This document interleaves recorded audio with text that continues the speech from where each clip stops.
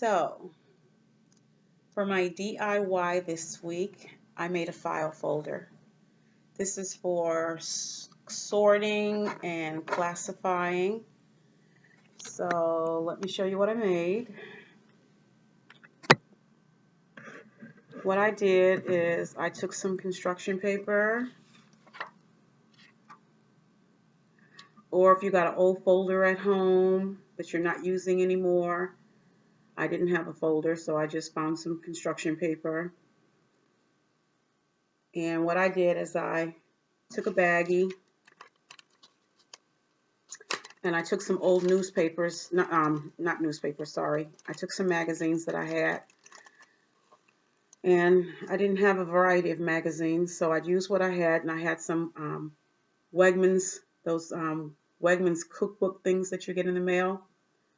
So according to what you have is what I used, and I made different categories. I took my baggies and I taped them to the inside of the construction paper, and I made a category of foods,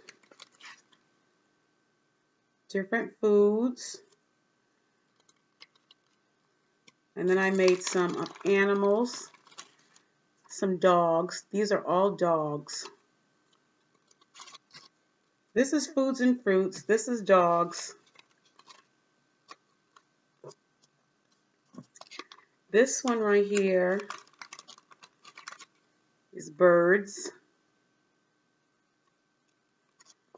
This one is flowers, all different kinds of flowers.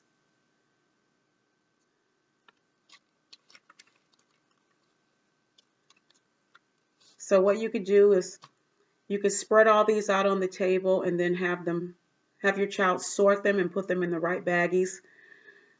And then I labeled the baggies with one of the corresponding pictures for them to put each of the right pictures on the right baggie. So you could change the pictures up. These could be colors, these could be shapes, these could be letters, these could be numbers. And then there's room on the backs or on the front of the folder for a new category. Like this one right here. This one is all different kinds of leaves that I found. And what I did was, this is good for fine motor too, hand and eye coordination. I took this baggie, this is just a little snack baggie, and I took a piece of tape. And the way my baggies are, one of the lips of the baggie is opened higher than the other. And I taped it down to the folder like that. And I taped it right above the lip so it's still able to close. These are just lamps that I cut out, so you can see I had a home and garden magazine. I saved one of the pictures to leave out. That'll be what I put on the outside of the baggie, so they know what's going in this baggie. That's the picture that I tape on the outside, and the rest of them go inside the baggie.